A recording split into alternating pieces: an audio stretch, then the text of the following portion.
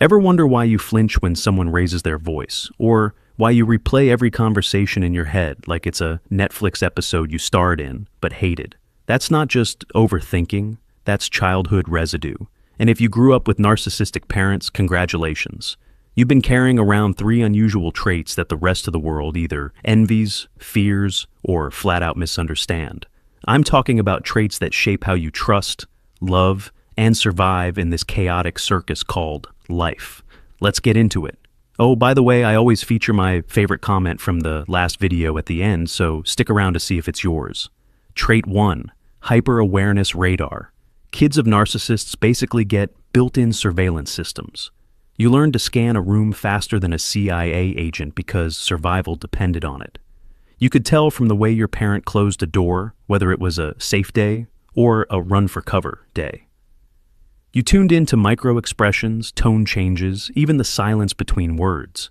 This is not just awareness, it's hyper-awareness. The good side?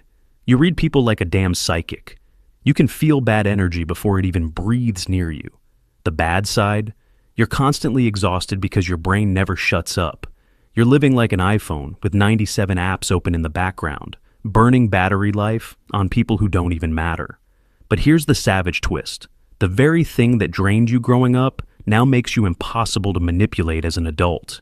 You sniff out lies, fake kindness, and backhanded compliments like a bloodhound. That's not paranoia. That's a superpower.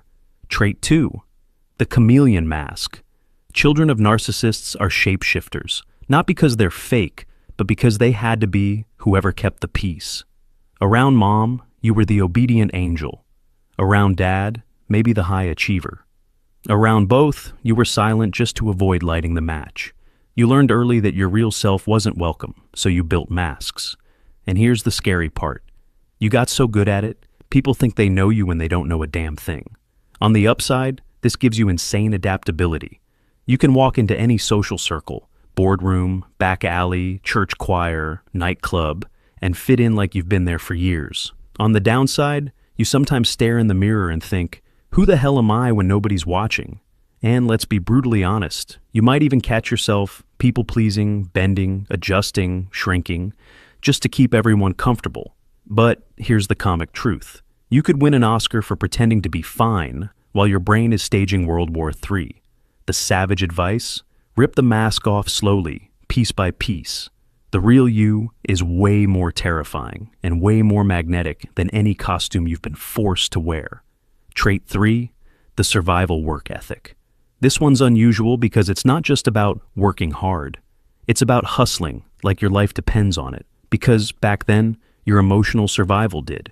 You learned that failure wasn't an option because failure meant ridicule. Rest wasn't an option because rest meant laziness.